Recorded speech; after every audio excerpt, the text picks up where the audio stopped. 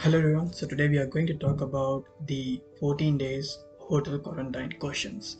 So first thing, travelers are no longer required to book 3 days hotel stopover when entering to Canada because Canadian government has officially exempted that. But students still have uncertainty with lot of questions. So some of them are कि कहाँ पे रहें, hotel में कि self accommodation में, और अगर आपके साथ कोई फ्रेंड रहता भी है तो उसको भी आपके साथ क्वारंटाइन होना पड़ेगा या नहीं, और क्या क्या चीज़ें हम मेक श्योर रखें if you are going to do a 14 days hotel quarantine. सो आज हम ये सारी चीज़ डिस्कस करेंगे। So let's get started. So first thing is कि हम कहाँ रहें, होटल में कि self accommodation.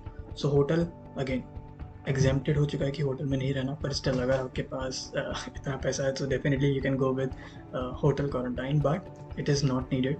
You can have your own self accommodation.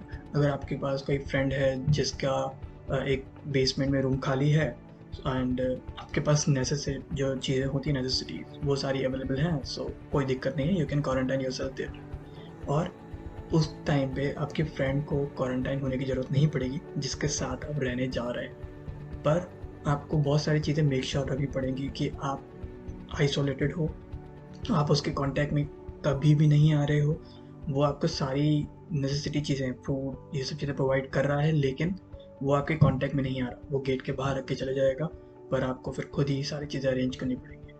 सो ये बहुत इम्पॉर्टेंट चीज़ है, क्योंकि अगर ये रूल्स फॉलो नहीं हुए और कभी भी चेकिंग हुई सो आपको फ़ाइन हो सकता है। सो ये सारी चीज़ें बहुत आपको मेक श्योर करनी है।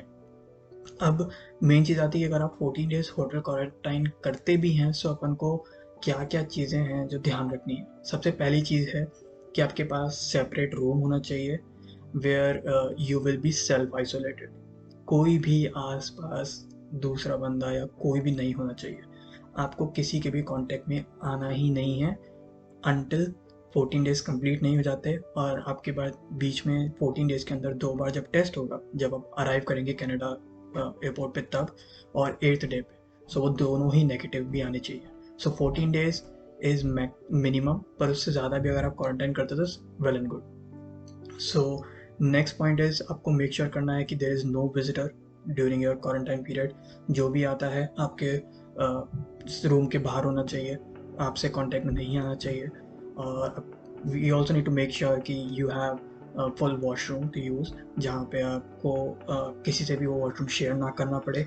एंड लास्टली आपको मेक श्योर करना है कि there is someone to help you with delivering your food and groceries, क्योंकि अल्टीमेटली आपको ये सारी चीज़ें ज़रूरत पड़ने वाली है 14 डेज़ के अंदर। सो वो सारी नेसेसिटी जो चीज़ें हैं वो आपके पास होनी ही चाहिए टाइम टू टाइम। और 14 डेज़ बहुत लंबा दिन है, सो इसीलिए कुछ कुछ चीज़ें हैं जो मैं आपको बोलूँगा, क्योंकि मैं उस फेज से गुजर चुका हूँ। सो अगर आपके पास कोई बुक्स हैं जो आपको पसंद हैं, या फिर इवन गेम्स आपके लैपटॉप में होंगे, तो वो आपको बहुत ज़्यादा हेल्प करेंगे to cover your 14 days. And rest, make sure कि आप जहाँ पे भी रह रहे हैं वहाँ पे वाईफाई ज़रूर हो, वरना 14 डेज़ निकालना बहुत टफ हो जाए। उसके अलावा 14 डेज़ निकल जाते हैं, ज़्यादा कोई दिक्कत नहीं आएगा, पर अगेन रूल्स फॉलो ज़रूर करना। कोई भी रूल्स अगर आपने फॉलो नहीं किया और चेकिंग आ गई तो आपको बहुत दिक्कत आ सकती है। सो आई रिक्वेस्ट कि follow the Canadian government rules that they have been made. So ये इसके अलावा आप कुछ भी ज़्यादा टेंशन लेने की ज़रूरत नहीं है।